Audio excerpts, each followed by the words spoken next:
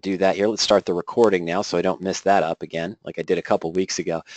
Anyway, I think Bill is online. I'm not sure if he is, but in any case, he sent a question by email. Bill sent a question by email. He said, XXX stocks trading at $66. He has a 77 call that he bought to open, and he sold a 75 put for $9 2 weeks to expiration. The stock is steady. What can go wrong? Okay, well, let's take a look at this. This is essentially a synthetic stock position with different strikes. The synthetic stock doesn't have to be the same strikes, but it can be different strikes. Sort of mistyped this here. I do apologize. I was putting this together right before the webinar. Let me just correct this here. So we sold a 77. That should be a 77, and I'll even do the sort of German 7 there with a line through it. Sold to open a 77 strike put at, nope, this is the 77 call. I have it right on the next screen. Anyway, sold to open a 75 strike put, let's say at $9.40. Oh, stock trading at $66, 2 weeks to go. We've got a 75 strike, $9 of intrinsic value. Let's throw in an extra 40 cents. Didn't get the right prices, the exact prices from Bill, but we'll use this. I also bought to open a 75 strike call at 40 cents. Okay, so there's our $9 net credit coming in. This creates a synthetic long stock position. So even though you may be assigned at the 75 strike put and you have a $9 net credit, so your break even is 66, of course, BE would be 66, what's the risk? Well, the risk is not saying that in the next 5 days we'd see this same drop in the Dow 5 days in a row. The market might be tenuous, so the risk is almost the same as owning stock outright. All right, well, let's navigate over to power options and let's take a look at your position. Now, I didn't know your exact stock, Bill, and that's not a problem. What I'm going to do is use CAH, okay, for our example. And CAH, of course, there we go. Oop.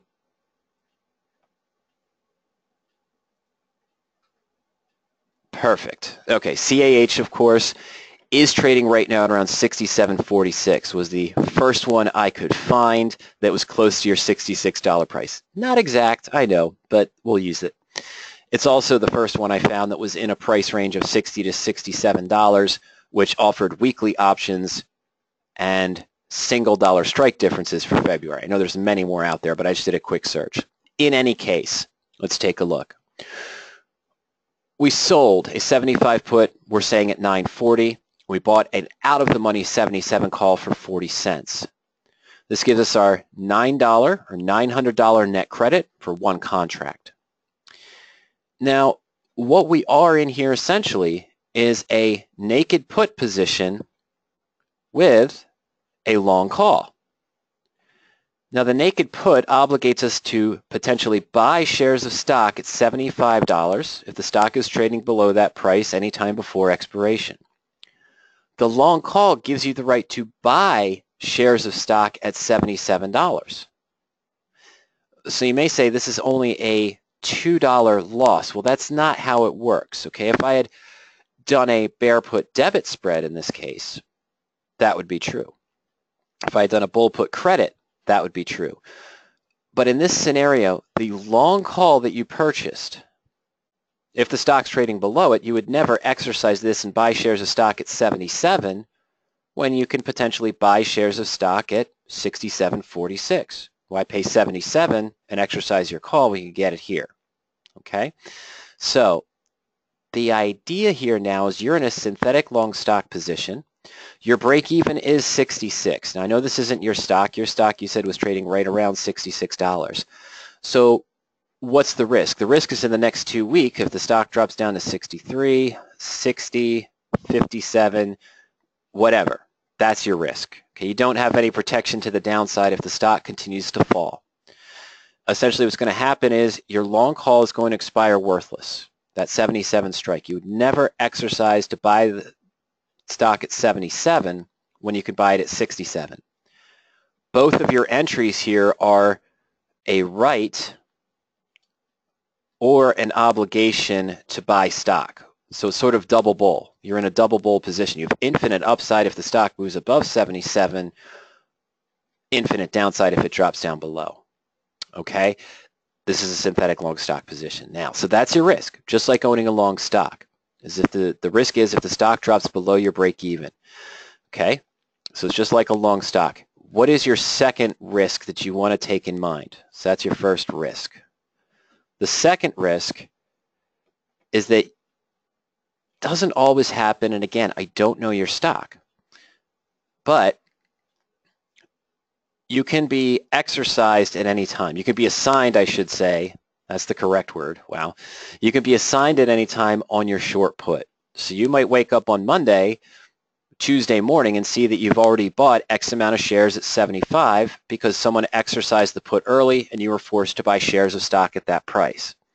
No, that means that if the stock's still around 66, you're right at break even. What could you do? Well, sell to close the stock at 66, have no gain or loss, or convert it into a covered call position or a collar position with some extra protection, depending on your outlook going forward.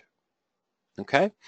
So, second choice, or third risk there. So one is it's below break even, of course, it's just like a long stock.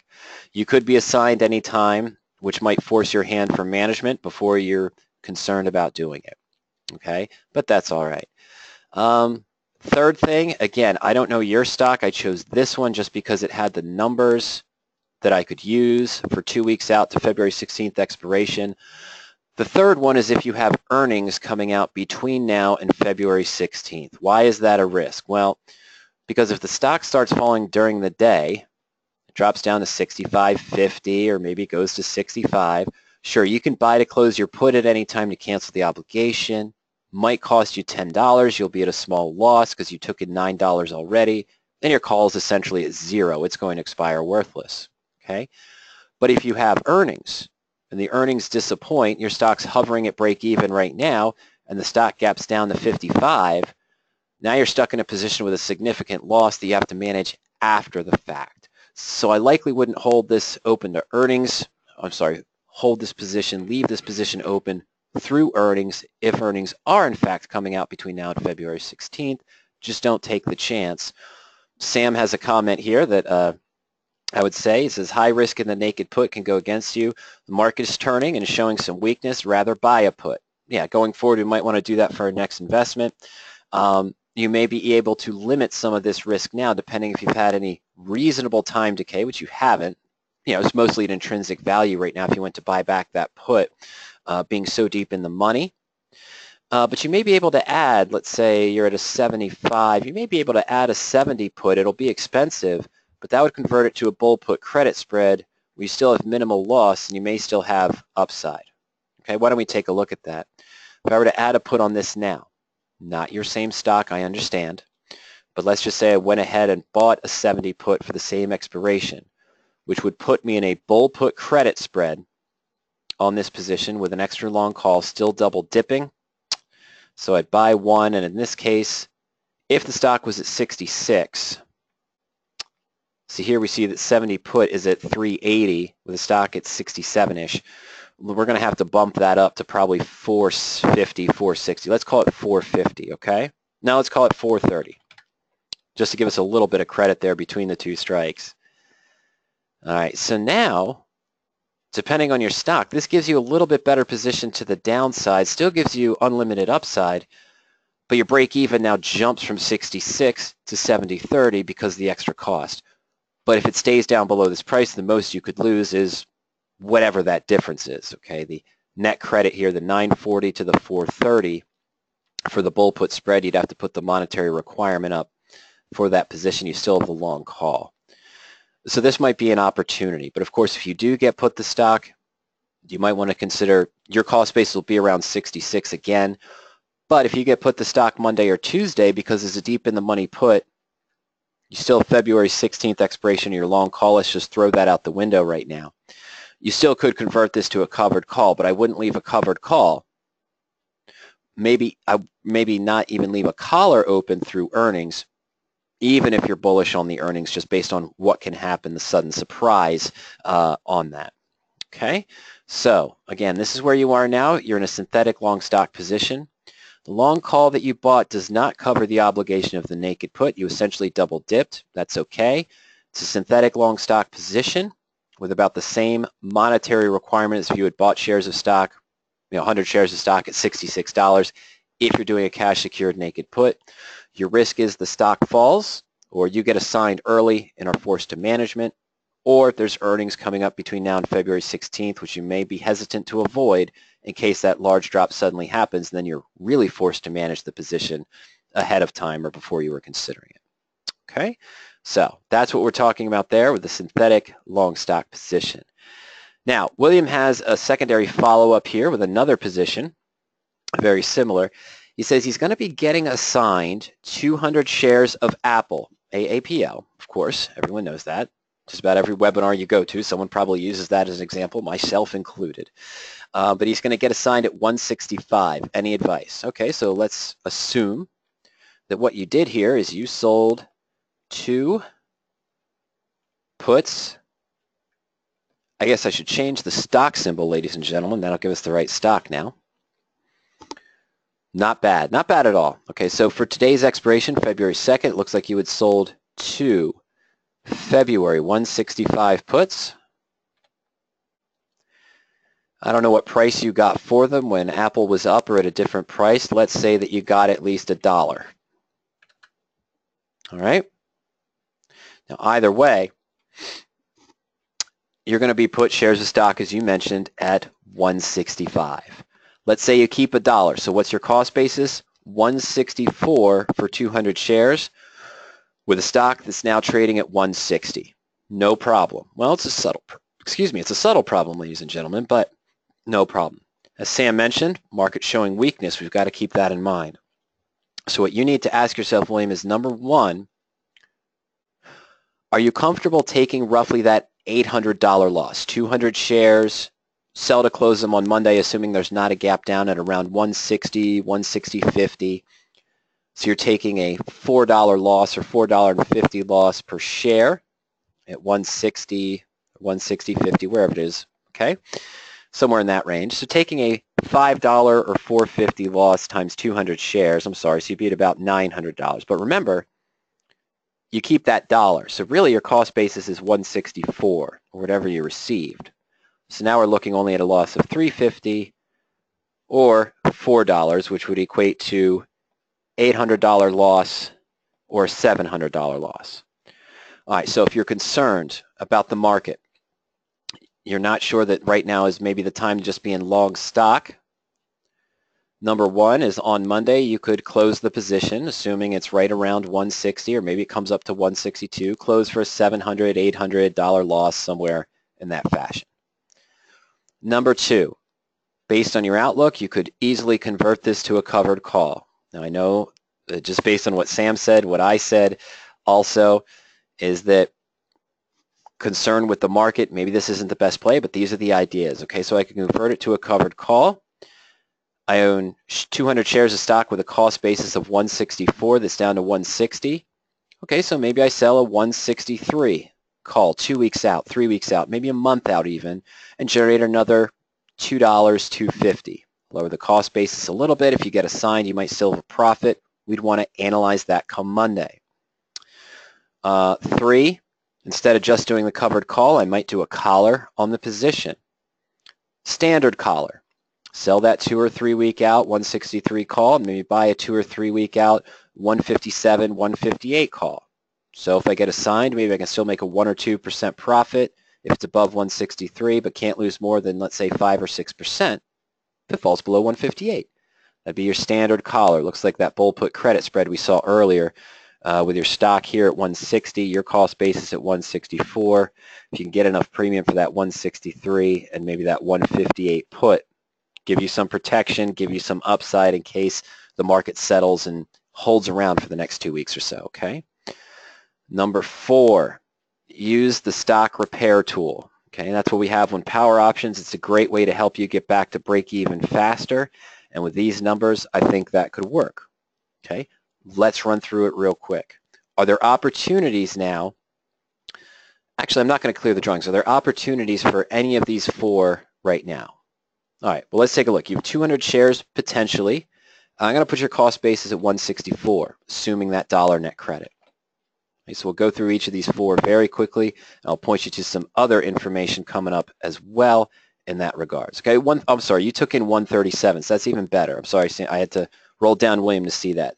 So your cost would actually be 163.63. Yeah, wow, that worked out well, 163.63. Okay, so there's your cost basis. Well, you could close it if the stock, again, stays at, let's call it 160.30. All right, so you'd only have a loss about $600, $700. All right, let's go to view options for Apple. Let's just even go 14 days out to February 16th. Now, I don't want to really sell the 160 call because here getting 325, that gives me some protection a little bit, but it would essentially lock me into a loss. Let's take a look at the 162.50. Just out of the money from where the stock is right now, if it recovers and we get assigned, is that worth it? And remember, this is just the 2 week out. So let's sell 2 at midpoint. We could get 220. So if it goes back up above 162.50, you could make 0.7%. Turn the loser into a winner. Not great, but again, depending on your outlook, what makes you comfortable, let's consider that as an option. The collar, not going to work. I can already tell you right now, with only making 214, if I kept a standard collar for February expiration, God, I could try the 155, but I really don't like it. I don't think it's going to give me what I want. So if I buy 2 here at the 155 strike, yeah, I'm sorry, it's just below what I wanted. You could only lose 4.8%, but now you can't make any profit. That's not good. So now the trade-off is I'd have to go lower to the 150 on a collar. 2 weeks out only. Now you can play around with this later on, look at the other expirations. But if I have to go down to the 150, it's still 10 points, 13 points away from my cost basis. Now you can only make 0.3% or 102, but only lose 7.4% if things continue down. Okay, so you could go further out in time, 1 month out and so forth. You got a collar there. You could see, but you could do the different expirations, but this just gives you an idea of the structure. I'm not going to say this, but we're going to do the stock repair right now. We're going to go to the stock repair tool real quick to see if that looks any better. So let's put in Apple. And I'm going to go to the stock repair. Based on your price, your cost per share is 163.63, 200 shares. That's the 137 you took in, getting assigned at 165. Okay. Okay, and William, you did chime in, but let me just take a look, okay? And then I'll get some other comments. What this tool did very briefly, when I put in your numbers, it went out, tried to grab all the options available, and it calculated a ratio call spread that can help you get back to break even faster. Now notice the first one that comes up. It's for February expiration. It built a spread with a 160, 162.5 ratio where you could get 30 cents of net credit and your break even drops down to 160, 167. Well, how can that be? Shouldn't it be 163.33 if you only took in 30 cents of net credit from your cost basis? Well, what this is actually doing, let's scroll down first and, well, let's click the button. Let's look at the repair details for this first one that came up. Well, I'm not saying this is the one you choose. We'll have to show you some other analysis. But what this is showing is your ratio spread. You're buying 2 in the money 160 calls for a price of 250 right now. And that's for the 9th, not the 16th. And you're going to sell 4 calls, twice as many as the shares that you own, but that's why you're buying these 2. And you're selling these at 140. So you get 280 in. I'm sorry, you get 560 in, and it would cost you 500 to buy the 2 contracts at 250. So you're essentially getting a 60-cent net credit, but for 200 shares, of course, that comes out to 30 cents. Lower your cost basis by 30 cents. How is the break even at 160, 167? Because you bought 2 160 calls. And if the stock's trading at 161.67, what happens? You keep the 30-cent net credit. You dropped your cost basis down to 163.33, so here your loss is only at 196 or so. No, I'm sorry, your loss would be 196 from your price of 163.63, 196. But you own two 160 calls, which have a value of 167 intrinsic. And the 162.50s would expire, plus you keep the 30 cents. You're now at break even with only needing the stock to go up to 161.67. And you could still make a decent amount of profit, $1.67, $167, if the stock just goes up to 162.50 or above, better than the $700, $800 loss. Okay? Great to see things numerically, a little bit description. Now, is this allowed in your account? Well, I don't know. You already showed me that you were doing a synthetic long stock where you have a naked put and a long call, so I'm assuming you might be able to do spreads in your account.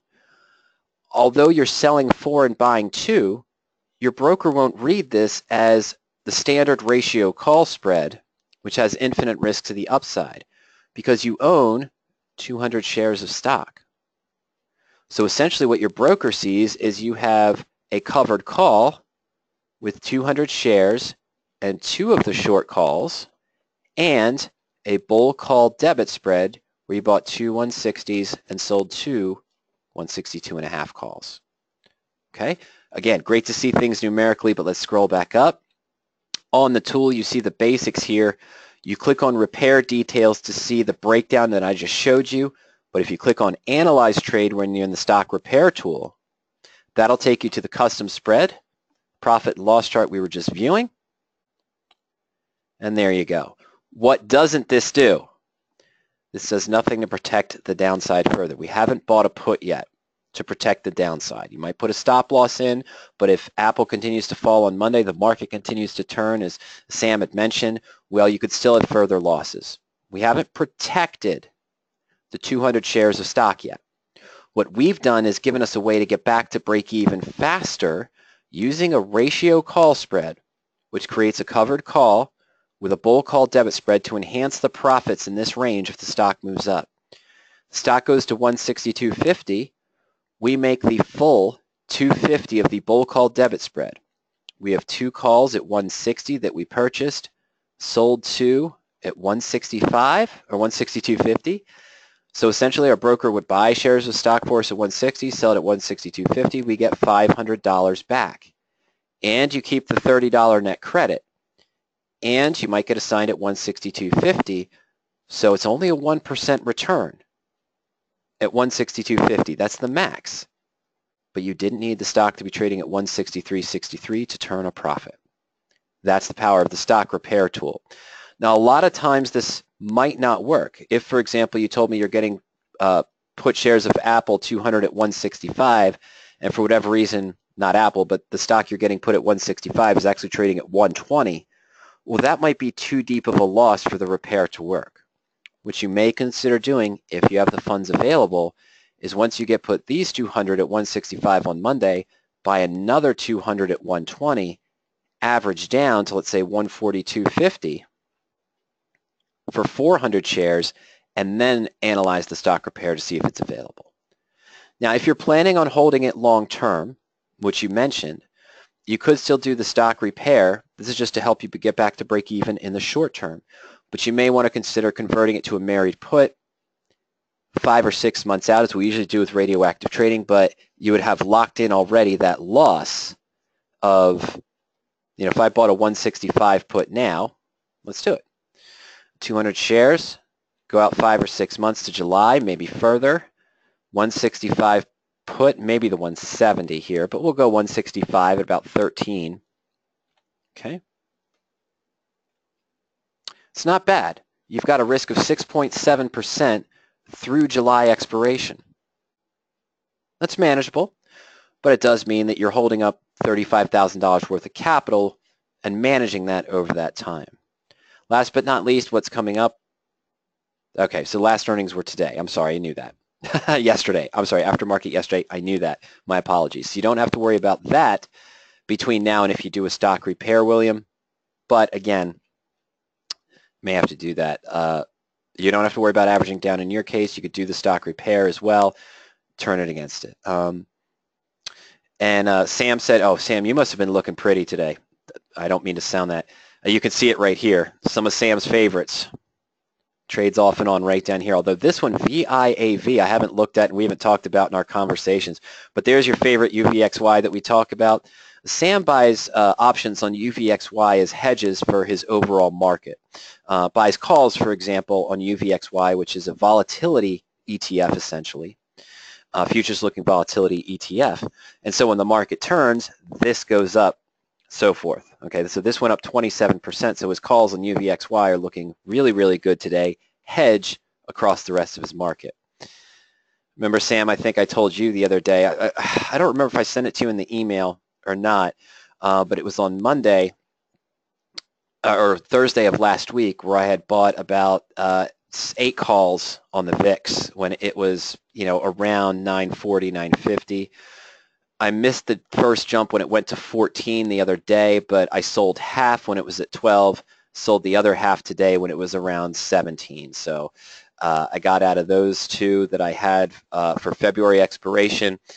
And what I did with those profits is I bought another 4 or 5. I can't remember the number I did. I know it's really small, but that's my account size.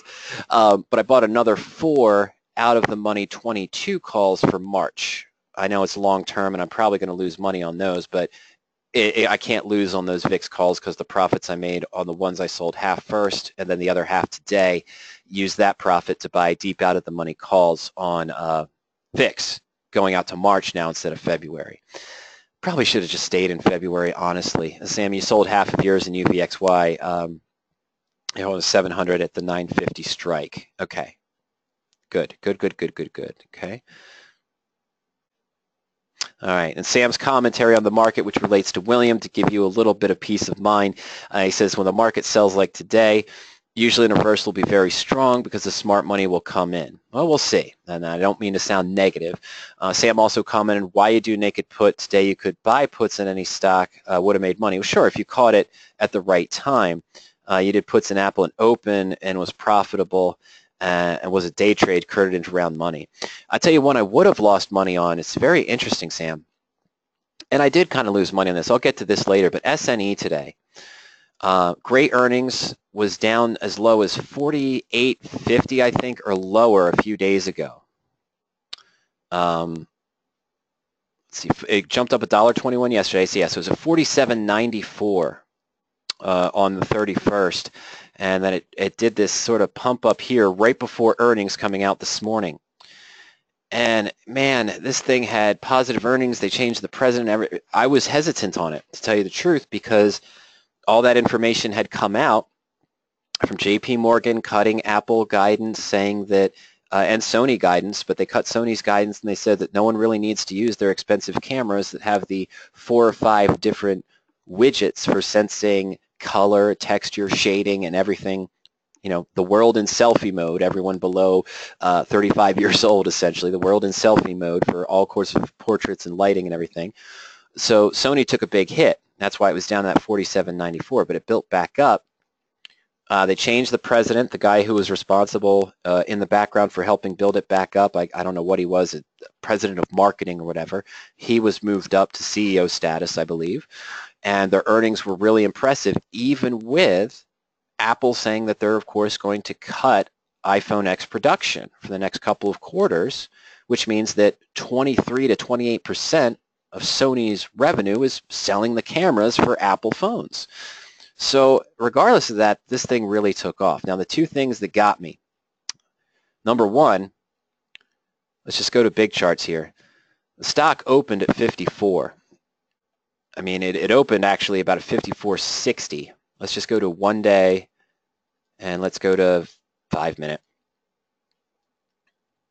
Yeah, so it gapped up there. It's at 54. I swore I saw it at 54.20 at one point. This says it never reached there. I could have sworn when I looked it was at 54.20. But in any case, so it jumped up. Now here, you're right. If I got it early, that early in the first 10, 15 minutes, if I'd bought a put here, would have had a great profit here. But then it came back up.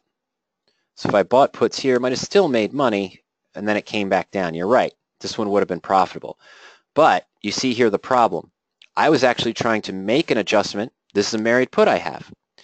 And I was trying to make an adjustment from what I did the day before in anticipation of earnings here, and I could not get filled at the mid price. It was moving too fast. Every order I put in, by the time I put the order in, the net debit changed. I had to adjust it, move it, and so forth. But let's say I bought a put here, trying to get filled, or even here, or even here. Because the volatility was spiked, I still might have lost money at the end of the day on that one. Now, it did sell off pretty good, which is why I didn't end up making an adjustment on the radioactive trade today, because if Monday we continue down, and if we see some more hesitancy next week in addition to that, this position I'm in is going to be looking pretty good. I did a synthetic straddle going into earnings, and I was not hoping for a downturn. I could profit either way if it moved up or moved down. I'm actually in a profit right now, but I wanted to adjust the position again. I just could not get filled in that first 20 minutes at the price I wanted, so I let it go, and then we'll address it on Monday. Should be pretty good. Should be pretty fun. All right, so that's just that side note. We'll take a look at that later if we have time, but we've got other questions coming in. Let's go back. So for Martin, what is a good search criteria or indicators to find upward moving or downward moving stocks for initiating a new trade? Oh, sorry, Martin. Before I do that, one last thing. Two last things. Sip of coffee first. And one last thing for William and for others. Regarding what we were talking about with stock repair and more, at any time you can go to our webinars page. It's a public page. You don't need to be logged in. It's just poweropt.com/webinars.asp. Send that to everyone in the chat window, but most of you already know that. 4 different sections of archived webinars. Those on the tools, those on the options strategies, options concepts, and requested topics where we put up our Friday discussions. William, if you get the chance this weekend, go to that page, go to options concepts, manage your broken position from January 20th last year. Same material I teach today, and we covered it a little bit. But this is a full webinar on managing a stock position that has fallen in price, a covered call position that has moved against you, managing a sold put that is in the money and the stock is being put to you, and conversations even on managing bullish spreads. So these are concepts of managing your broken position. Okay, so you want to check that out. While I'm here, Martin, one you might want to check out after we go through our discussion. Right here, there's a webinar on researching and analyzing a new options trade, where after the first 5 minutes of general conversation, I talk about sort of the charting that I use on a general basis and the criteria I look for upward or downward moving. In addition to that, probably a better one for you to take a look at is under option strategies, Martin. And, sorry, I'm looking for it here. Selection criteria for long options, the ins and outs of buying a long call or buying a long put. And in this presentation, you'll see our stock technical and fundamental criteria for call and put buying, selecting the strike price, and more. Now, I know that's related to call and put buying, but this discussion here on technical and fundamental criteria, I'm going to review right now what I tend to look for, but it's reviewed in this webinar, and of course it'll be reviewed here. Because you might be doing a bear call credit spread. You might be doing a bull put credit spread, not necessarily a long call. That changes the options criteria, but not the technical and fundamental data. What I will typically look for personally on power options, whether I'm doing a bull put spread, a married put, collar spread, calendar spread, or beyond, is I'm going to take a look. Let's just go into the search for, oh, that's long collar. I'm going to go bull put credit to keep it simple, where we sell an at or usually out of the money put by a lower strike put for a credit. But this criteria that I'm looking at, that I'm going to discuss here, there we go. Ignore the search and everything right now, but let's scroll down below. It's actually the same that I kind of already have selected here for my weekly bull put default screen. But let's ignore the options criteria. And let's go ahead and clear filters. This is a neutral to bullish position. So what I would tend to look for in fundamentals first. Now, if we're talking, this applies to bullish technical criteria, which could be used for a covered call, a long call, but I might enhance the long call, look for a little bit more bullish than what I'm going to show you here. Bull put or bull call debit, they're parity trades, bull and bull, debit and credit. So plus bull put, bull call debit, bull put credit, calendar call, diagonal spread, standard collar, any other neutral to bullish position. Oh, covered call also assumes naked put. They're kind of parity trades, okay? Now, if I'm doing a covered call, collar, married put, or naked put, naturally the first things I'm going to put in is my stock price range. Knowing my account size, I typically, if I have a underlying strategy where I'm buying stock or doing cash secured naked put, I'm not doing anything above $85 per share. What else are some of the things I'd look for fundamentally? Well, I want a company that's shown growth. I don't want any surprises. I want a stock in an uptrend. I do want to follow the trend. I don't tend to bottom feed that often. Sam Brent does bring up a good point where now that things are depressed, Monday morning, if there's not a sudden gap up, we might be able to buy calls cheaply on stocks that we feel strongly about. And if the market does recover and strong money comes in over the next 3 days, we might have some quick profits. In general, for longer term trades or even 2-week out credit spreads or debit spreads, I don't bottom feed personally. Okay, it's more speculation. But to the criteria.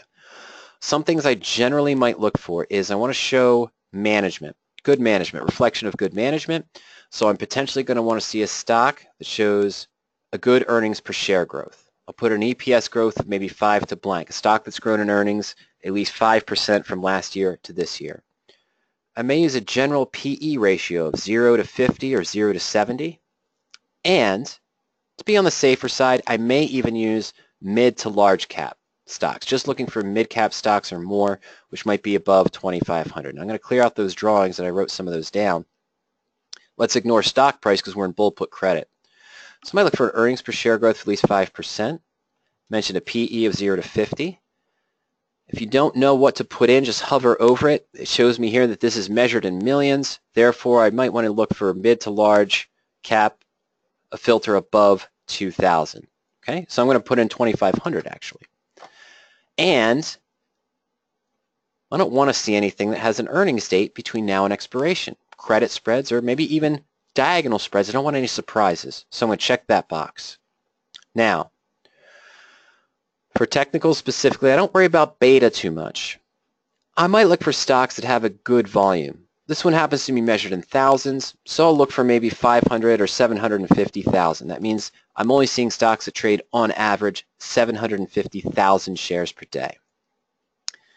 I mentioned the Bollinger Bands. I'll talk about that in a moment. Historical volatility I'm not going to worry about. I'll also explain that in a moment. Broker recommendation you can use. I just don't put that much stock into it.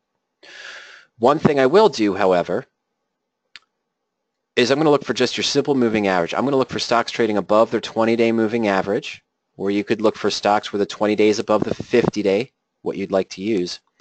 And then I'm going to explain this too. I'm going to use the MACD cross signal. I'm going to look for stocks where the MACD has crossed over the signal line for at least 3 days or more. Okay, I'm going to show you what that is in just a minute. Now, I may even select to see where the MACD is positive and maybe the signal is negative, but in this case, I'm going to leave that alone for right now, just any to any. Don't worry, I'll explain what that is in a minute. Okay, and I may use Bollinger Bands. I'm going to put in greater than 65, and I'll show that in just a moment. Okay, all right, so that's some of the basic criteria to look for in a bullish. I'm not going to put too much into the options. All I'm going to do is say everything is between 8 and 17 days at a time. Let's focus on February 16th. Let's get a reasonable net credit of 20 cents. This is just for options. 1 or 2% out of the money. Probability above 75% of expiring worthless. And strike difference is irrelevant, but I'll just go, in this case it is. It's not actually irrelevant. I've done a lot of historical testing you'll see soon. And I just want one result per security. This isn't something I'd put in. You can put in liquidity for any position you're looking. I'm just putting that in so I don't see a lot of ETFs that haven't had any trading and have wide bid-ask spreads, okay? Now, interestingly enough, what stocks come up? Only 13. And it's not really being restricted by this basic options criteria for a bull put credit spread 2 weeks out, is it? 20-cent net credit, 2 strike or greater, 75 probability, 1% of the money. That's not what's really filtering it. There are only 13 stocks that really match that criteria. And I'm not saying they're all good stocks, don't get me wrong. Everything looks terrible today except for EW. Great move up today. But a lot of stocks have this large gains, and they're all higher price stocks too. But look, we've got FB, MasterCard, Raytheon, General Dynamics, PNC, AbbVie. Okay, this one I've never heard of. Next Era Energy. Don't know it. EA, Whirlpool. I'm going to say I kind of heard of Thermo Fisher. Phillips Van Housen I have heard of, and Ingersoll Rand. These are all known companies. Doesn't mean these are all necessarily great trades. Not necessarily saying that. But I'm saying this is the criteria I'd look for, and I bet you if you were saying I wanted to do good bull put spreads on a position that's showing strength and stable, I bet you 5 stocks that might have come up in your 20 list if you're just thinking of stocks off the bat might have been Facebook and MasterCard, might have been PNC, might have been one. EA I would put in, but I track that one. Whirlpool is a largely known one, relatively not that volatile. Edwards Life Sciences as well. Okay, your top 50 stocks, I'd say probably Facebook, MasterCard, PNC that you think, if I asked you to name the top 50 stocks that every investor knows of and might trade, I'd say 5 of these might be in your list.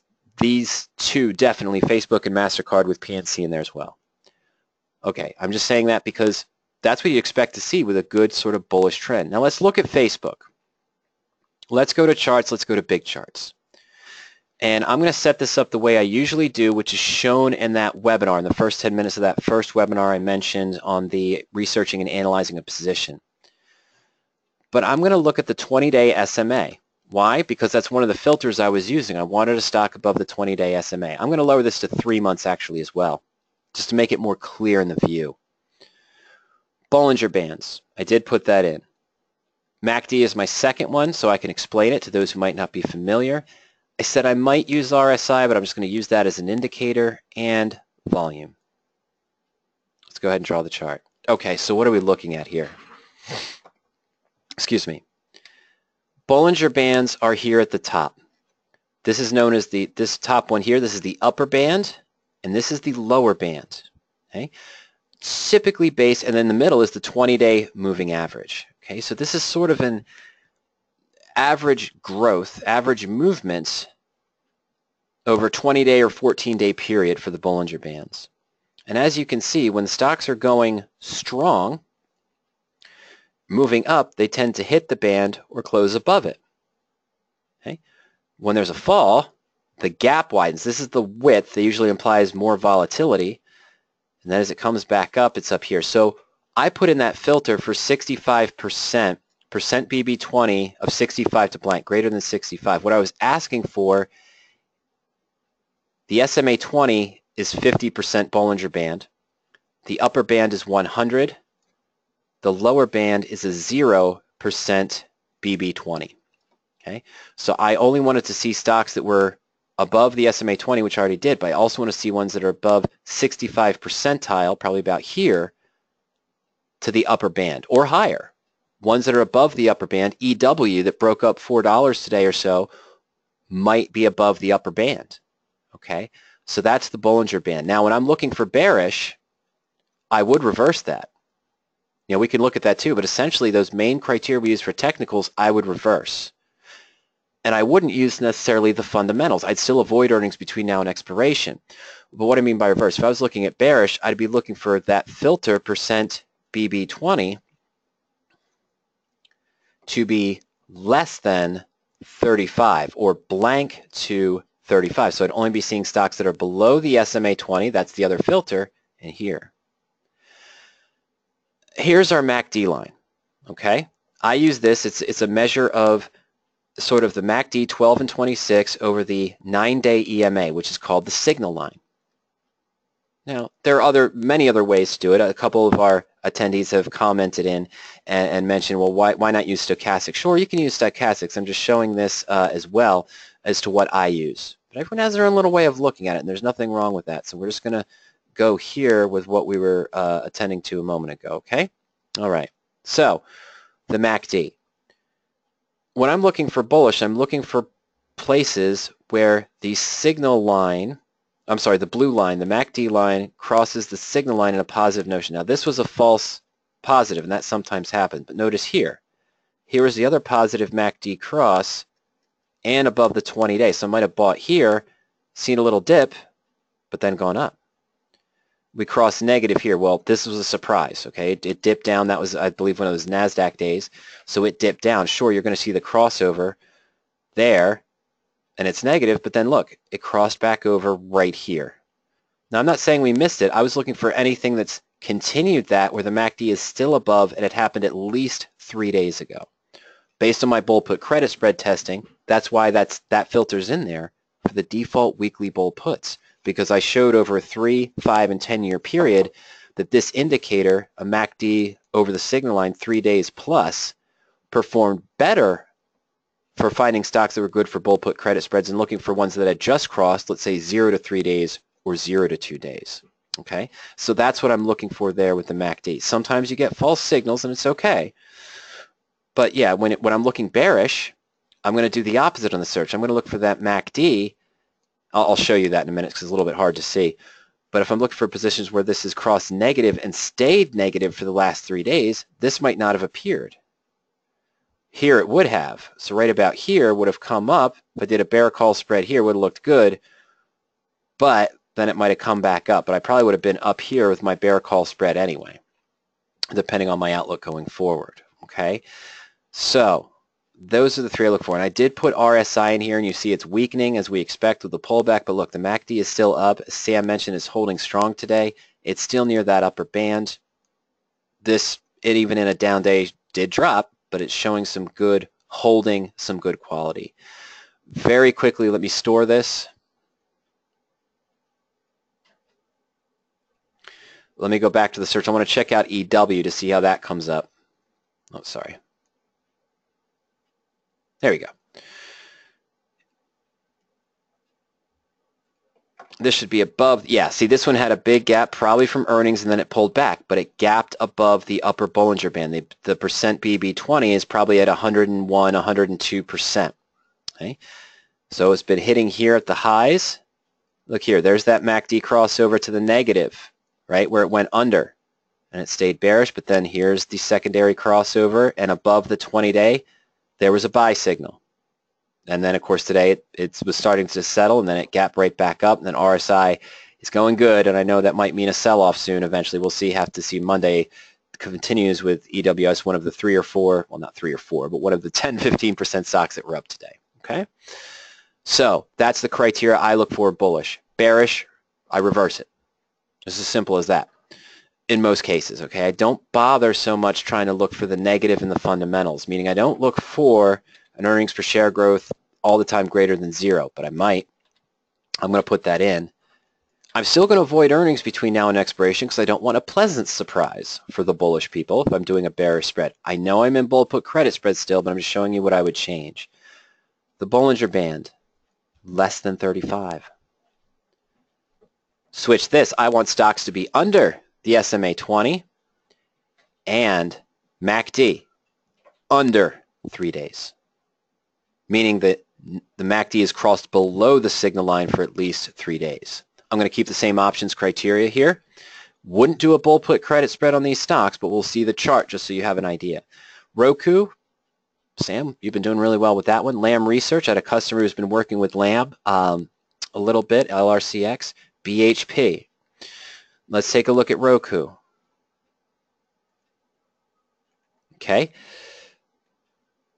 You can see right here, following the lines, you know, sure, I'd like to have gotten into a bear call credit spread at this point, but I would have waited for a confirming signal. I would have done it here, maybe sold the 50 and bought the 60 for a bear spread, where it's below the MACD and it's been showing downturn. Now it's been here, it started to come back up. This is condensing, which is a little bit nerve-wracking there, because usually sometimes when you see the condensing, something happens that causes it to widen a little bit. Okay, and in this case, it broke up above the upper Bollinger Band, but then it couldn't hold true. Okay, so it's going up to there. Might not be a chart you agree with is bearish. I understand that, but those are some of the things I'm looking for here. Let's see here. Yeah, he says there was a powerhouse this week with Roku, just as Shop was as well. Okay. Let's take a look, I'm sorry, at Lamb Research there. Real quick, just look at the chart for Lamb. See if it's more of a better, yep, yeah. There you go, negative MACD crossover about 4 or 5 days ago. Dropped below the SMA 20. There you go, and it took down with the market. Today it's starting to dip below the lower band. The MACD just went below the divergence and RSI is dropping. That's, when you think about it, that's what I'd look for. When you tell me you want to do, and I'm not saying this is a great play for a bear call credit spread. I'm saying this is the criteria I would use. What I'm saying is that if you tell me you want to look for a bearish position, you probably want to see a stock that's doing this. That's exactly what the search found with those criteria I showed you. You want to look for a bullish stock, let's cut this off, you'd want to see a chart that was doing this, which is to this point, of course, which is exactly what I showed you. Look, the MACD was positive. It's up above the band. Of course, it could sell off. You know, that's always something. You still want to do other due diligence, but this narrows down your universe of options to those types of stocks that are showing underperformance, going in a downtrend, and the technicals have crossed below as well. Okay? That's what I would look for. And again, you can see more review of that in the webinar section, Power Options Tools, researching and analyzing a new options trade. Just about starts about the first 10 minutes. We go through a similar discussion on Bollinger Bands, MACD, simple moving average and RSI, showing the chart and how I select it, how Ernie does it the same way. Okay, he uses a 3-month chart. I typically use a 6-month chart. That's irrelevant. I just like to see the last earnings to make sure it's in there to see how the stock reacted. And then eventually I'll go to a 1-year or 2-year chart to see other earnings and how they perform. Okay, so John D, moving along here, says radioactive trading. I did my first income method the other day. Let's map this out. It's got a few positions for us. So it was a DIA position on DIA. And stock, we'll just use 100 shares to keep the math simple for us today. 248.74. And a January 2020, 255 put. Cost basis 24.26. There you go. Not far off.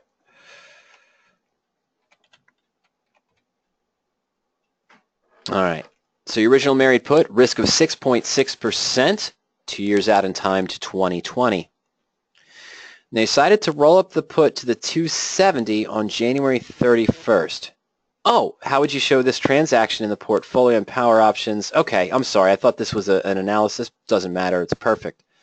Let me add it to our portfolio, John.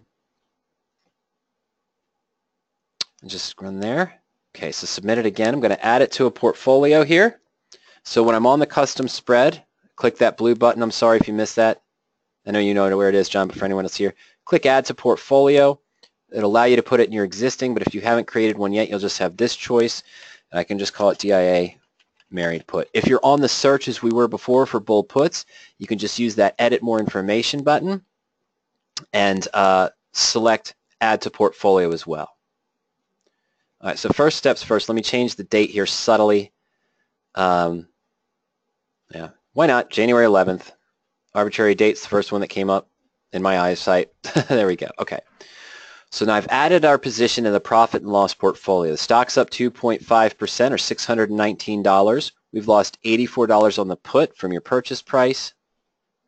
So we still have a 2% gain on the DIA position, even though the stock's nowhere near our initial cost basis of 248 plus 24, which would be the 260, or I should say the ETF's nowhere near really that 272. Okay, now you rolled the 255 to the 270. Okay, so if I'm just rolling one of the legs on my married put, or if it's a covered call, or a naked put, or one of the legs in a credit spread, just click the Edit More Information button next to the position in your portfolio, next to the leg that you're rolling. Go to Position Actions. This is where I can evaluate rollout opportunities on the position analysis screen, close, edit, so forth. I need to roll the leg. And I'm just going to use today's prices. I'm going to sell to close the 2020 January 255 put at 21.60, so lost about $3 from your purchase price. And at the same time, we're going to now buy. So I go into select option for my new option. It shows me all of the expirations. I go down to January 17, 2020. Now I use the scroll bar here. It pops up all the expirations. And I want to do the 270 put. Now we're at 28.40 to 32.50. So we're about a 410 bid-ask spread. Let's call it 30.45, midpoint. We got lucky, okay? So we'll say we got midpoint. Oops. That's the second time I've done that this month. On there. Okay. So what did I say there? I'm sorry. Let's get that going again. 30.45. All right. Now I've got my roll. I can put in a note if I want to. John D. did this. We are showing how he likely did it. And we are doing it too. Okay. So now once I've got my information correct, we just go ahead and click Submit. Back into the portfolio, looking at my married put as a linked position so it's easier to view. Now I've got a 270 put at 30.45. Midpoint's 30.45, of course, as I use that. What happened to the other put? Well, it's closed. It's no longer active. The portfolios here under the My Portfolio tab only shows active positions. I can see my closed position in the transactions view. The one with the realized loss here of 266, that's my closed position. Or in the analysis view, unrealized gain or loss on each leg here, of course. There we go. Now this one's showing a loss of 205 unrealized because it's using the bid price at 28.40 now instead of midpoint. Okay. All right. So let's go back to the portfolios. That's how you do that. That's how you do that, John. You just roll the leg on that position. I know you've got a couple other questions there too. I'm going through them one by one here. Okay. And I'll do that with this example too, and it might be that, but let's go ahead and see this now. Now, you did this adjustment. That's great. Let's go to the profit and loss chart here. You cut your risk down to 4.2%. You're still out to January 2020. Now, unfortunately, even though DIA offers weeklies, I'm not going to really be able to do anything with those 270 weeklies now at 7 or 8 cents. You know, when I'm doing the ETFs, unless I have a really low risk on the position, 1 or 2%, and my put option is maybe only 5 or 6 months out in time, I'll use the weeklies. In this case, since you're 2 years out, I'm more tempted to go almost 30 days out if I was considering an income method. I might use the March 2nd weekly, still a weekly, but it's 28 days out. See here, still terrible, 6 and 21 cents, okay? Because I don't want to sell anything. I don't want to sell any calls right now that are below 270 because that might actually have a large loss. And I know it wasn't near 270 this morning before we opened, right? Last night it closed at a much different price, but that's okay. So here we are looking at this, you know, lost a few points on it today, but that's how you'd roll the position. That's what it is. Now, your second question,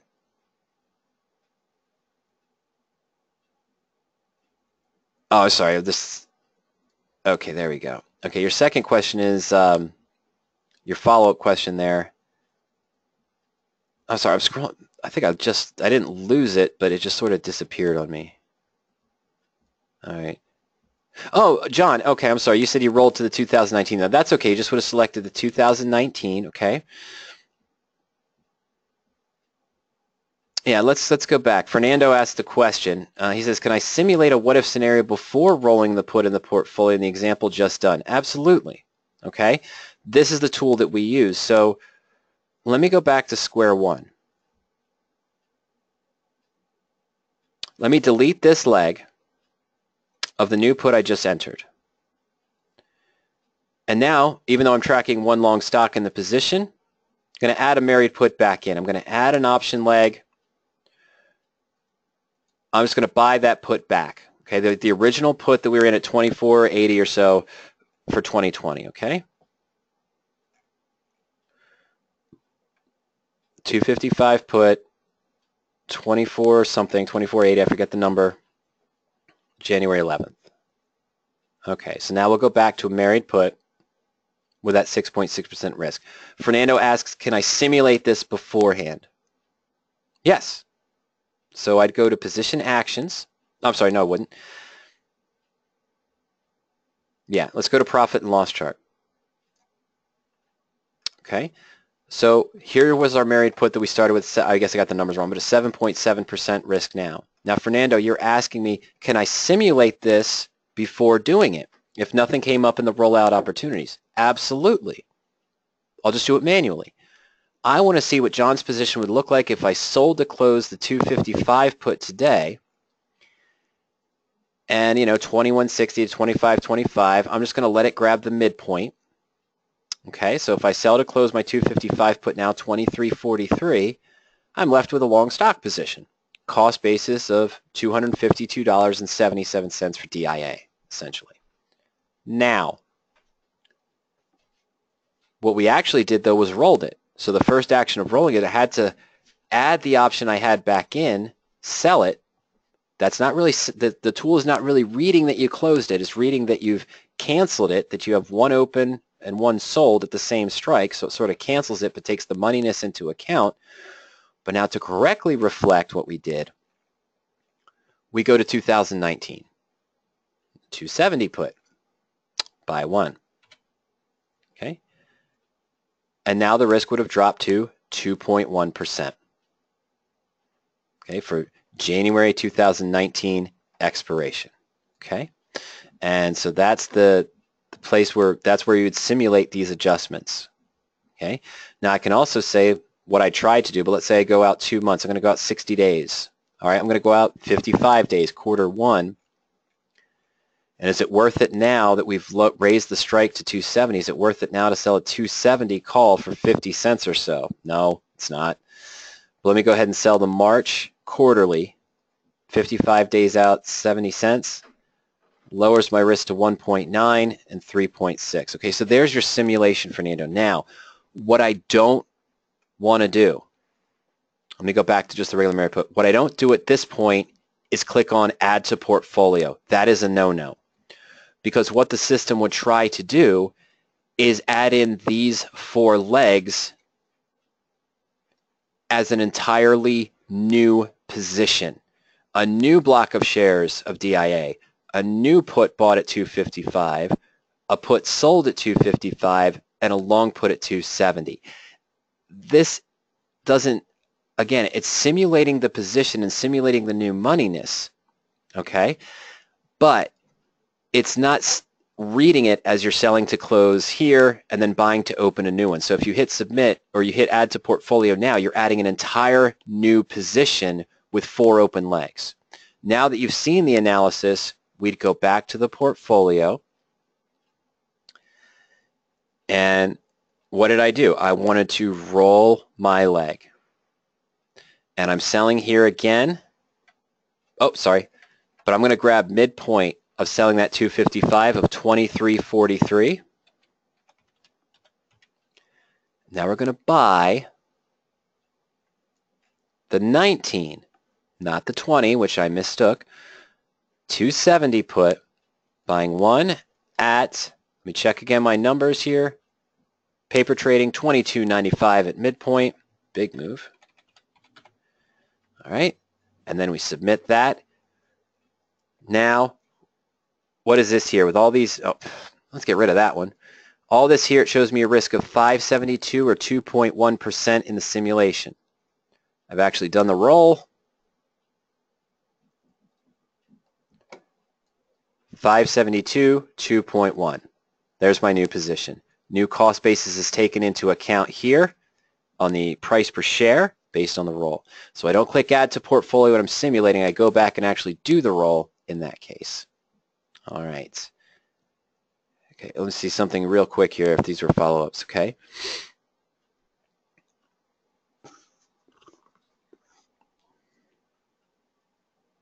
Okay, Martin, I'm sorry. For our previous conversation on the charting technicals, you said, similar to MACD, can we create a search where the 5-period EMA rises above the 20-period EMA or doing the opposite for falling stocks? Well, you can. You just can't do it in power options right now. I don't have the exponential moving averages as a filter we tend to use the SMAs and then use combinations of those others as well to do that, okay? And that's, yeah, so you can do that. It's a good indicator to use. I'm not arguing that at all. Just saying that in this case, it looks like, oh wow, okay. Sorry, but in this case, yeah, I don't have that available. Now, for John, again, let's take another quick question here before we move on. I've got David's got a couple questions, and we've got another one, I think, from Martin down the road here. Question related to exercising the put versus selling it, okay? So John wants to know, is he holds 300 shares of stock at 41.75, it's down 1,200. Okay, you didn't give me, I don't think I saw a stock symbol on that one. Jeez, okay. Oh, whoa, sorry, everything just went nuts. Not your guys' fault. The questions got reorganized here, so I'm going back to the beginning to get to John's. My apologies.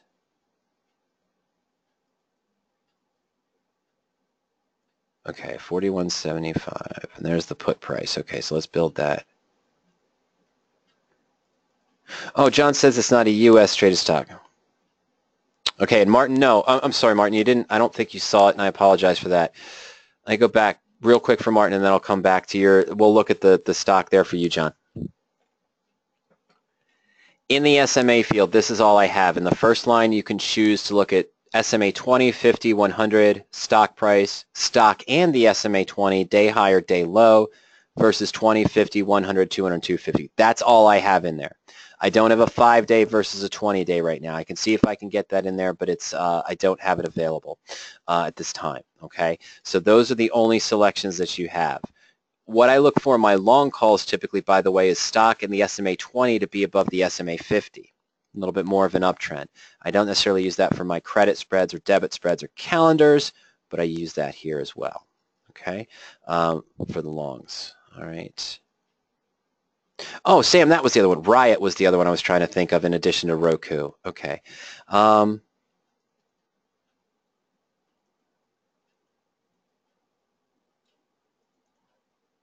$4. So we need a $37 stock. Okay, I'm going back to this position here. John said it's not a U.S. traded stock. So I'm going to married put. I'm going to search. Okay, not quite. Oh, perfect. BOFL holding. I'm going to use this one. Let's just go to the profit and loss chart. Okay, why am I going to BOFL holding? Because you said you're down 1,200 on 300 shares that you bought at 41.75. Okay, so that'd be $400 down to, you know, 37.75. I'm going to use 36.58. Okay, so we're going to put in numbers similar to yours based on this. So for BOFI, I'm going to add stock. Why did I erase it? I don't know. I'm just going to use 100 shares. I'm going to use a cost basis of 40.15. And let's see, then you had 46 puts. I'm going to use 45 in this case, I'm sorry, but it's 637 per contract, okay? So let's go out in time, 45.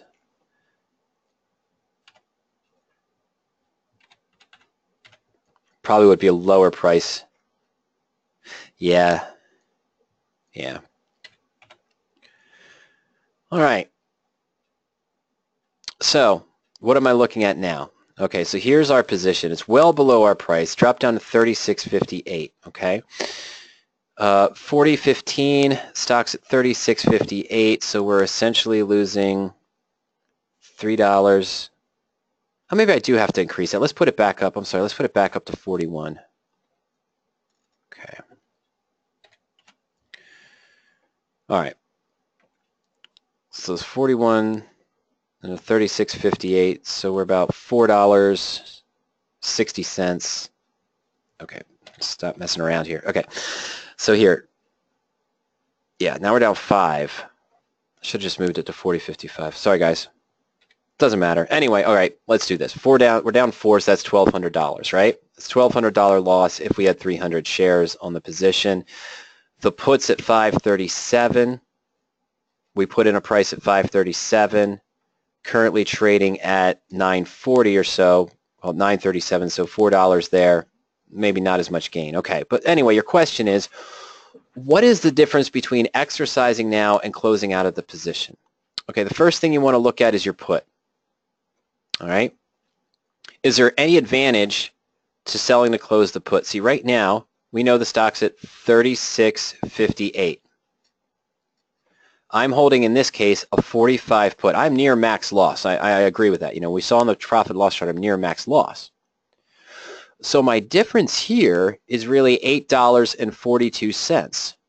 Okay, that's my intrinsic value. This put has $8.42, put minus stock price, $8.42, which means if we assume a midpoint of $9.30, there's roughly 88 cents of time value even on this deep in the money option. Times 300 shares, okay, $2.40 or $240. This is out to July. Okay, so there's still time. There's 88 cents of time. If I exercise my put now at 45, I call my broker and say sell to close at 45, I paid, oh shoot, sorry. I got to change something. I apologize. Let's do this right.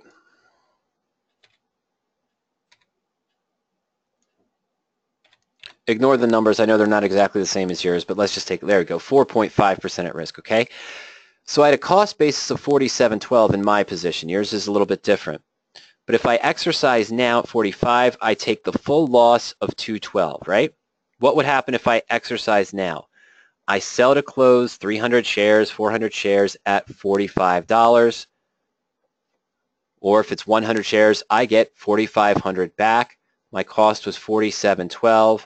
I'm at the max loss in this case. You hit max loss. But remember, there's still 88 cents of time value remaining on this position.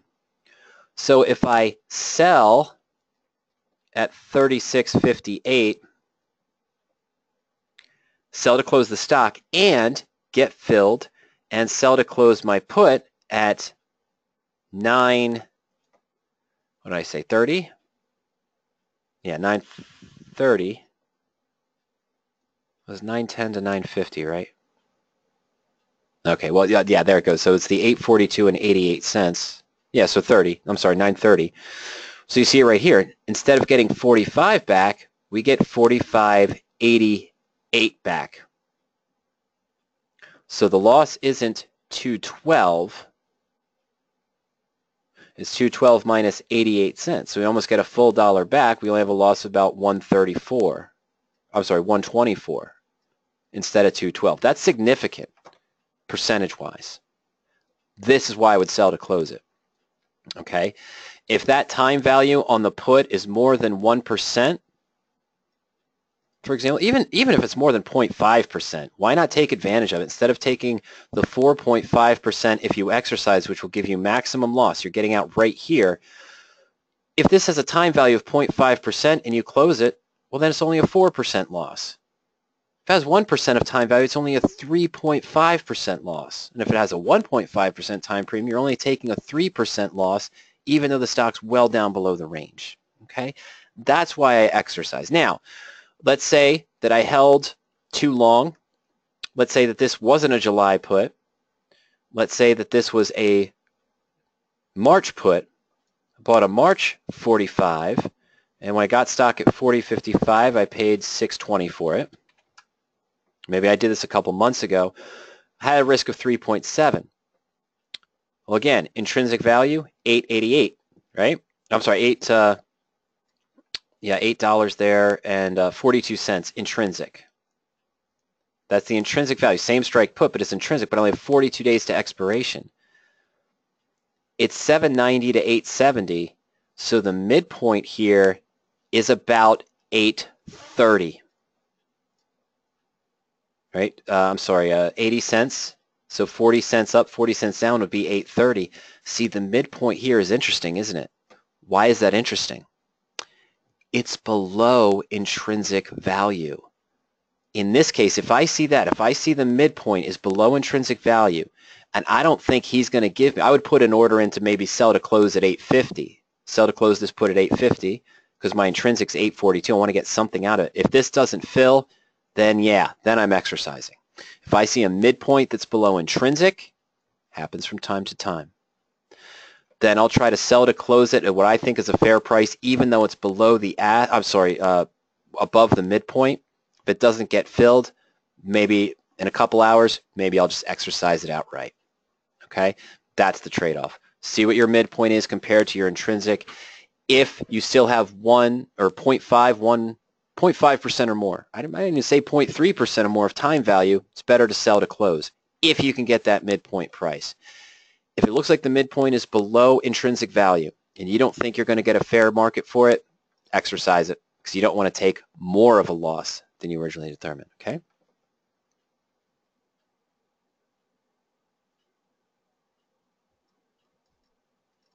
All right.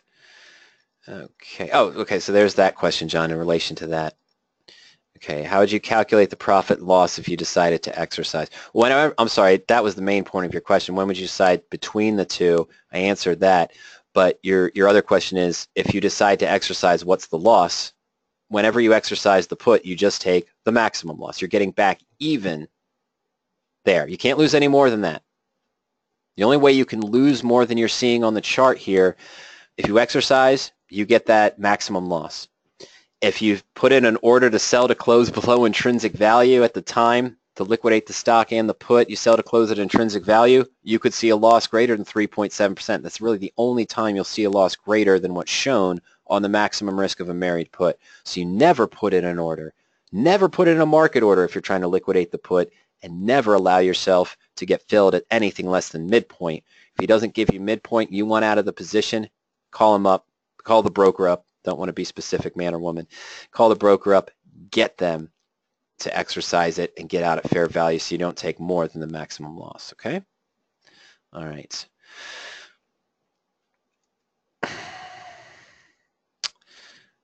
David says, at option expiry, what time is used to determine the ending stock price, the close at 4 p.m. or the end of after hours trading? David, usually I want to say it's 4 p.m. because a lot of times on Fridays at the close into Saturday, there's not a lot of after hours trading. But to be fair, the real correct answer is it's after hours trading. Because remember, in normal situations, meaning standard option expiration, the settlement, third Friday of the month, when your options expire, the actual settlement from the OCC does not happen until Saturday. Okay? And I will say after hours trading is the correct answer regardless, because even on the weekly options, that expire today, February 2nd, clearance, assignment, and closing happens, I believe the last time I saw it was at 5:30 p.m. on Friday. It's another subtle difference of the weeklies is that the closing, moving, and adjusting actually happens at 5:30 on Friday, whereas on standard third Friday expiration, it comes out on Saturday. Okay, so after hours trading is the answer. Not many stocks show a lot of after hours trading on a normal Friday because that's why they don't do Friday night earnings. All right, Friday earnings are always before market. Let me see here. So BOFI, for example, well, it moved 43 cents. Okay, but if you had a 36.50 call sold or a 36.50 put, this might have been troubling. It closed at 36.58. You might have thought it was expiring, but it's probably going to go with 36.15. You might be put the stock. That sucks. But in this case, it sucks. But that's what happens there. So it's going to be the after hours because usually settlement happens weeklies Friday at 5:30 p.m. is my understanding when the settlement starts by the OCC. On third Friday, it happens on Saturday. Okay, so I think it's taking into account after hours trading there when it's done. Okay. No, John. Okay, follow-up question back to the married put. I should have explained that. John says, when you exercise, you also need to sell the put. No, you do not. When you exercise, you bought the right to force someone to buy your shares of stock at this price at any time. You bought that right. So when you exercise, you're enacting your right to force the option seller to buy these 100 shares of stock at $45 from you. So you bought 3 contracts here on this stock at 45 for 620 for March. On the other side, I said, you know what? I think BOFI is going to continue to move up. It's been looking good. I think it's going to be at 46 in March expiration. It's never one-to-one. You don't know Joe, the option seller, to your option buyer, but let's say I sold those 3 contracts. I entered an obligation to buy 300 shares of BOFI at 45 anytime between now and March expiration. Stock's not doing what I wanted. Most likely I would have bought to close these options beforehand. Between us, the market maker's going long stock and short stock to cover his bases. But I probably would have closed the position to stop a larger loss. You're holding on hoping it's going to come back up. I decided not to. But let's say I did hang on. Even if I didn't, it doesn't matter. Now you call to exercise your puts. What does that essentially do? This 100 share block of stocks, kind of in theory, now becomes mine, but I paid $45 for it. That gets transferred over to you. You're out at $45.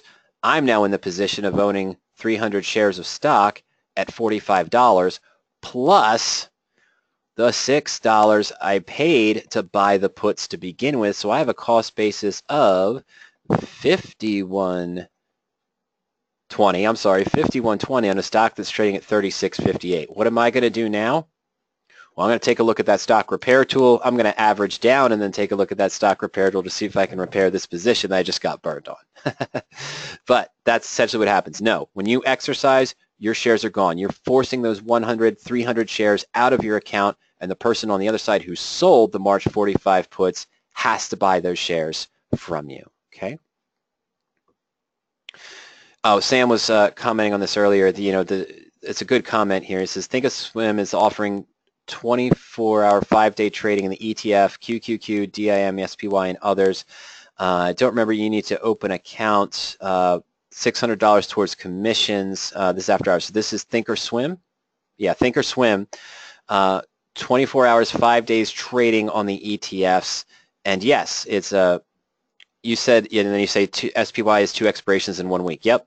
SPX has had Monday, Wednesday, and Friday expirations for different periods, okay? And it's driving me nuts personally. And I joke around with her. I think we talked about this one of the last webinars. It's driving me nuts personally, and I'm getting this scary, scary thought. You had mentioned now that now SPY is caught up. I'm waiting. There's 2 or 3 other indexes. OEX maybe? Not RUT, but there's another one that offers Monday, Wednesday, and Friday expirations every week, weeklies. So there's now 5-week series on SPX. Every week there's 3 expirations. On the 3rd Friday, the Friday expiration is an AM settled Friday morning, but Thursday night's the last night to trade. It's Friday AM settled pricing for the standard SPX, or you can trade SPX PM on that 3rd Friday, which is an afternoon expiration if you want to continue with the afternoon series. All right? Okay, so already my mind is boggled by all this. It's hard to keep up with. 4 or 5 of the indexes just recently within the past 4 months, this snuck up on me, I actually missed it. They're now offering monthly expirations in addition to the Monday, Wednesday, and Friday series, in addition to quarterlies that they offered. All right, so let's take a look at the SPX chain very quickly here. Some of you are probably going to enjoy this in the future, and I think, Sam, you might be one of them who and I don't mean this negatively. I just mean that, my God. Okay, so you see here, there's a Monday expiration for February 5th, a Wednesday, February 7th, February 9th, February 12th, Monday the following week, Wednesday the 14th. Happy Valentine's Day. You got an SPX expiration. February 16th, not denominated as weekly. Why? Because that's the standard. But remember, these, to make matters worse, I can't draw the pen on it, so I'll have to do it this way. To make matters even worse, these weekly designated ones expire Friday PM. This is a Thursday or Friday AM close. The last time you can trade it is Thursday night. Then Monday, Wednesday, Friday. Monday, Wednesday, Friday. And okay, this isn't, oh yeah, the Friday happened, I'm sorry, this Friday, the 28th happens on a Friday. No, it doesn't. No, it doesn't. This is the Wednesday. I apologize. This is the Wednesday. But if February ended on the 27th, I'm sorry, that's not what I meant.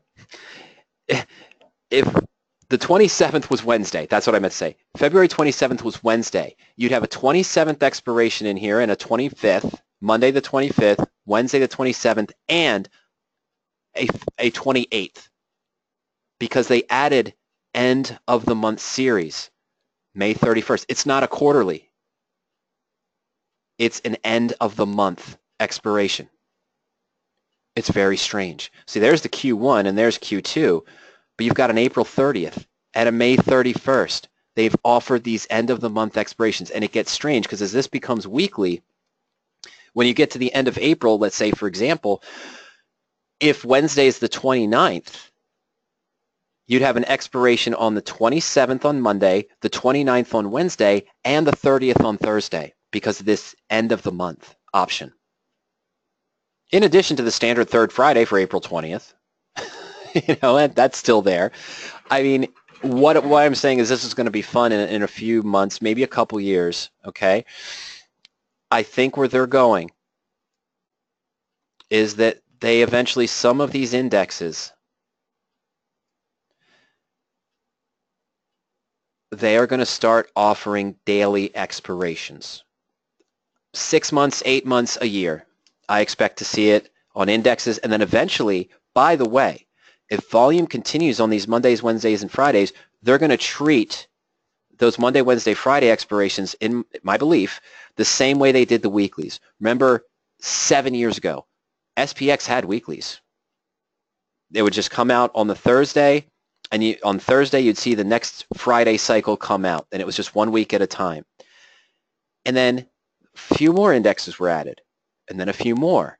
And then they brought in the big stocks. The first 5 were, I believe, Apple, Bank of America, Citi, British Petroleum, and I can't remember the 5th off the top of my head. Those were the first 5 that offered weeklies. And then the next group came out a month later. And then 2 weeks, 3 weeks later, the next group came out. So now you've got 20 to 30 securities offering weekly options. Then that just started going. Every week there was 10 or 15 added. You got to that point. Now what happened? Then 2 weeks out, 3 week out series appeared, and now we're up to the 5 week series. Okay, who are the first ones to have the 5 week series? SPX, NDX, the corresponding ETFs. Who are the first stocks to have the 5 week series? Apple, Bank of America, Citi, British Petroleum, and then the same grouping. What's happening now? Indexes are having Monday, Wednesday, and Friday expirations and an end of the month expirations.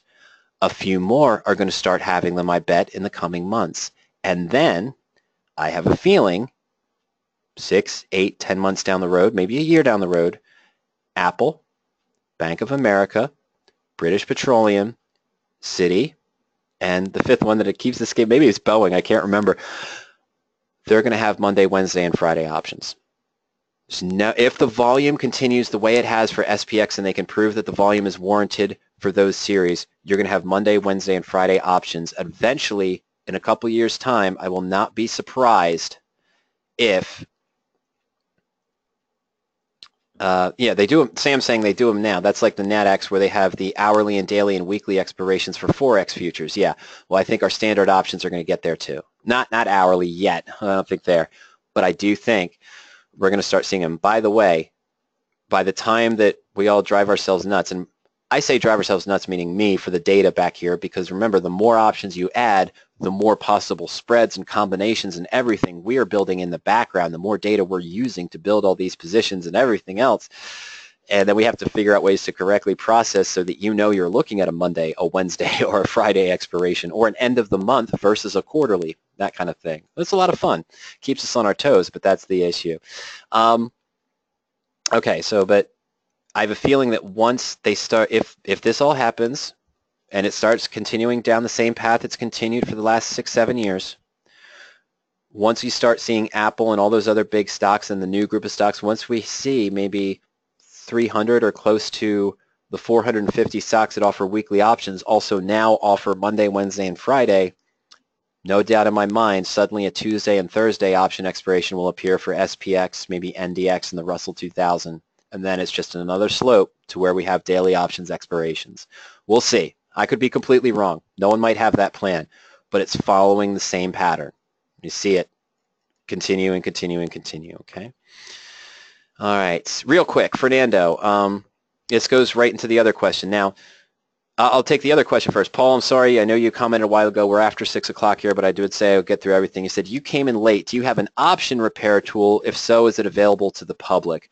Well, not really. I mean, we have the stock repair tool that you can use kind of to help you with a call repair position, or a put, well, call repair, not a put repair. But the idea there is that earlier we looked at a stock repair for Apple. And I think you might have seen this, and that's why you chimed in. You mentioned your question. I don't want to say chimed in. That's an improper phrase there. But we were saying we got put Apple at 163.63 and 200 shares because someone got assigned on a put. Let's say, though, that you actually bought the 165 call on Apple, and you paid 270. And now Apple's trading at 165, or 160, excuse me. So what I might consider trying to use the repair to see if it works. So I'm going to say a 165 at 270. So there's my long call. What I'm going to do is I'm going to put in a cost per share of 167.70. I haven't exercised my call yet, but essentially my break even on that long call was 167.70, wasn't it? I'm just going to put in 100 shares to keep the math simple. Let's see if we find a repair. All right, we'll use the March 2018 repair. And this is for a long call. I don't have the reverse for the puts, okay, right now. All right, so I'm still not at break even there, but it does lower the break even. But let's take a look. It shows me a repair.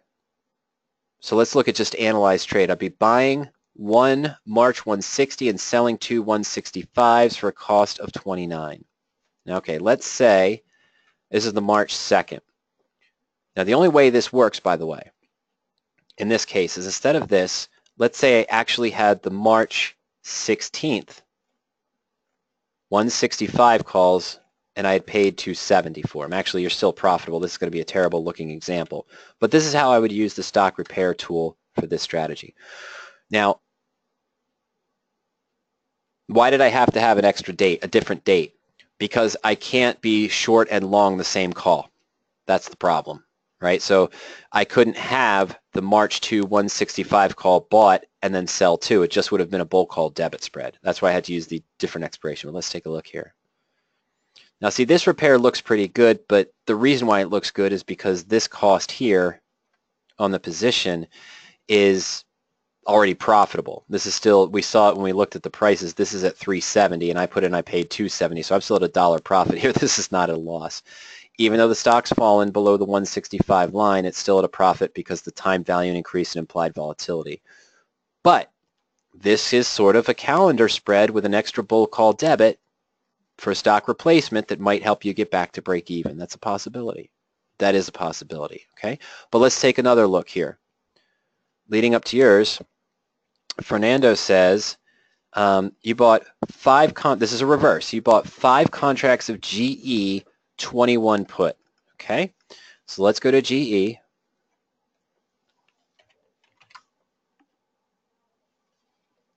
June 21 at 2, what? I'm sorry, you bought 5 contracts of the June 21 put at 258. You don't need a repair here. Oh, what do you think is the best adjustment? I'm sorry, not the repair. What is the best adjustment? I'm sorry, I thought this was a losing put, not a winning put. Before I get to this, let me go back real quick. Okay. I'm sorry, let me go back real quick. I want to show something there for Paul. I know I kind of glossed over it, but that's what I would use for a call repair. I'd use a stock repair. I don't have a bearish one. But when you go to the webinars page that we talked about before, go to option strategies, and you see we have different things for managing your spread positions, calendar spreads, covered calls. Scroll down here. underneath that selection criteria for long options, there's a webinar here on the management techniques for long calls and long puts when the underlying security moves against you. Okay, so if you haven't yet, go to powerop.com/webinars.asp, click on option strategies, scroll down to July 21, 2015. I know they're older examples, but it's the same exact material I'd present today if I was hosting a webinar on managing your long options positions. I just showed new examples, okay? And I do discuss in there how to potentially use the stock repair to look for a long call repair, but at the same time, I talk about other ways you may want to look to manage that long call position. Okay.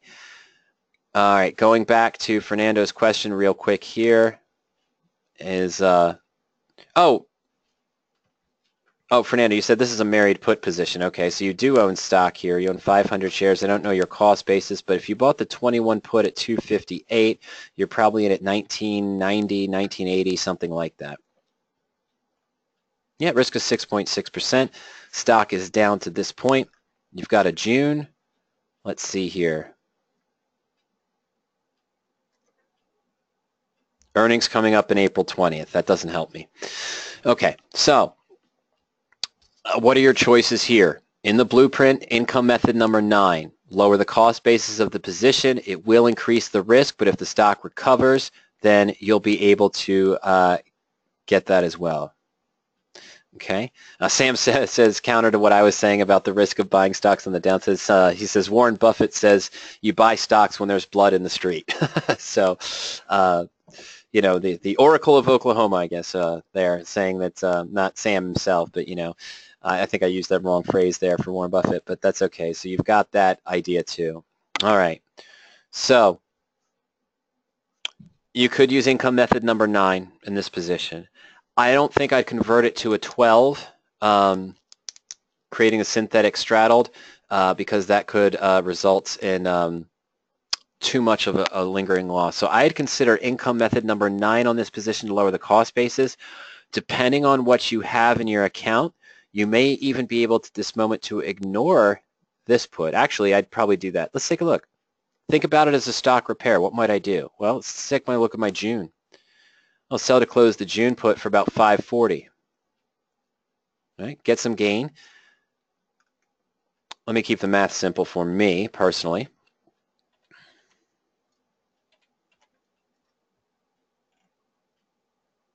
Okay, so by selling this at 540, you gain almost $3. You paid about $19.90. Okay, it's less than $3, but you paid about $19.90, about $20. So your new cost per share is $17.08 with GE at $15.64. Could you do a stock repair now? I don't know. You could take a look at the stock repair tool. Could I move the put in to have a lower cost? Well, I can't go to April. June is the only one that goes through April. So if you want to hold it through April earnings, you might want to do that, but you could lower the cost basis. I sell that at 540. Let's go buy a March 16 or 17 strike put, maybe the 17 now. I'm going to add another 158 back in. Yeah, that takes the risk up to 8.8%, but it's not that bad. You've only got 18.64 in the position per share, guaranteed 17 back. You increase the risk, but if the stock recovers and moves back up, $17, $18 per share, you'll be able to do more adjustments than just sitting on this 21 put. But again, max risk was only about 6.6%. Right now, you're probably close to that max risk, so you may want to take a look in that, okay, as well, to consider maybe just closing it and getting out of the position. Liquidating the position, maybe taking the loss of 6.6%, looking for another buy opportunity. You could average down, too. Remember I said that if I sold to close the put now, you'd have a new cost basis,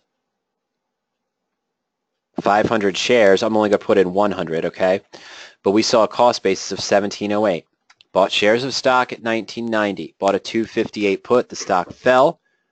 Sell to close that at 540. Almost take $3 off the position. So the new single cost per share is at 1708 for 500 shares. Now, I'm not saying you want to put more good money after bad, but maybe if you bought another 500 at 1564, right? Now that's a $2.44. Yeah, 244 difference.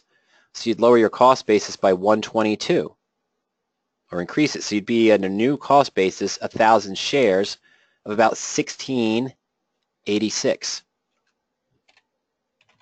A lot of money to have in a losing position. I get it. But now with 1,000 shares at 1686, still expensive, but maybe shorter term March 17 put now, 10 contracts, another $15,000 or so, or I'm sorry, $1,500. Still 7.7% risk, but you're at the 17 strike. Not too shabby. Or maybe now after you average down, you could use the stock repair, but because it's GE, because the volatility, just looking at it, yeah, there's nothing it's going to give you. Oh, now that might. The 1550-16, let's check it out instead of doing it manually, Mike. Let's just show the crowd what they want. So what did I say? GE, 1680, was it? Yeah, 1682, 1683, 1,000 shares. Yep, okay. I thought the March one, 1550-60 would have worked, but it's not. There is a June repair. So you could sell to close your put to lower the cost basis, average down, and there is a repair here where if the stock recovers and goes up to 1570, now this is at June expiration, you don't have the put in place, which is nerve-wracking with where GE's been going. But see here, the ratio spread, you might actually make 3.7%, only needing the stock to stay above 1570. And if it goes, of course, the max profit there is if it goes above 16. I'm sorry, it's 16. If it goes above 16, by June, at June expiration, you have a 3.7% profit. The stock's at 16. Still 3 points and 90 cents below your purchase price, 5 points below your original put strike price, but you're at break even. But your downside's now wide open. Trade-off there. Trade-off there, Fernando. Not sure I know which is the best that I would do in this position. I know obviously we're waiting till Monday anyway to see if the market recovers. Then we'll take a look at it then. All right? But that's in the blueprint. The income methods discussed in the blueprint would be income method number 9, evaluating that, when and how to use it. Possibility of using income method number 3 in combination with income method number 9. What I kind of did on SNE yesterday before earnings, which worked out okay, could have worked out better. We'll see on Monday where it stands. All right. Oh, I did mention that. Riot was the one I was thinking of. Sam short on Riot and been taking a jolly good ride with Riot there, short the Riot position with Bitcoin dropping back down below 8,000 there for the suppliers of the sort of the markets and the trading. All right. Well, I think that's the end of our questions that we got through. Ladies and gentlemen, I want to thank you all, of course, for joining me this afternoon's presentation again. Let's see. I hope everyone has a fantastic weekend, and hopefully Monday we'll see what's going to come out of this, that, and the other thing and where we are. Okay, so remember, if you haven't yet, if you're joining us today but you haven't done so yet, remember you can check out the tools on Power Options we went through today, those powerful search tools, the portfolio tools we showed for managing your positions, custom spread tool, the stock repair tool for fixing broken positions. You can test it out for 14 days. Just go to powerop.com, put in your first name, last name, and email address, and you'll have full access to the account for 14 days. After that, our subscription levels start at $40 per month for end-of-day data, which is only updated at the end of the day. We do, of course, offer a 20-minute delayed service, which is $60 per month, and a real-time service. We also have back-testing tools available, historical tools that work with our search algorithms for finding positions that match your criteria back in time. And the data goes back to April of 2006, so over 10 years of data that's available. Well, if you think of any other questions later on, of course, just remember you can send me an email at any time to support@powerop.com or support@radioactivetrading.com. You can also call us during office hours. Trial members and subscribers, remember you can schedule a coaching session at any time.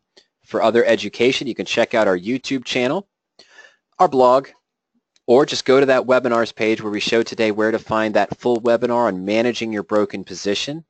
Discussion on the long calls. We didn't get to spend a lot of time on long call management for stocks that moved against you, or long put management for stocks that moved up that you might have been in for Paul.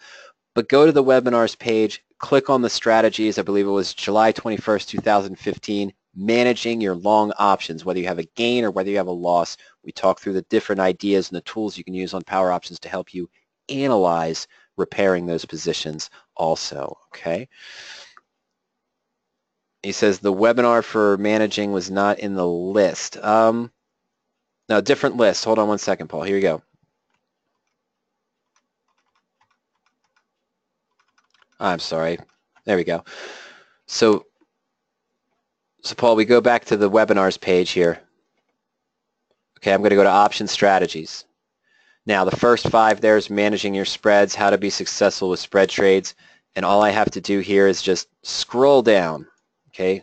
Scroll down the list. And there we go, July 21st, 2015, managing your long options positions. Under the options strategies tab, that's for managing the long calls and so forth. And we talked about the other ones there in the power options tools, that researching and analyzing a new trade for the technical and fundamental criteria. And manage your broken position is underneath the options concepts, as well as weekly options and exercise versus assignment, implied volatility, the double-edged sword, Greeks, and why you may not need them. Some of our topics we've discussed over the years as well. All right. Okay, well that about does it, ladies and gentlemen. Remember, send me an email anytime to support@powerop.com, or you can also send an email to support@radioactivetrading.com. Call the office during market hours at 302-992-7971. Members, you can schedule a coaching session at any time. Okay? All right. So if you have any issues getting those webinars or anything, accessing the archives, let me know. All right, ladies and gentlemen, have a fantastic weekend. Sam, you have a relaxing weekend as well. Take care, everyone. We'll see you soon. Good night.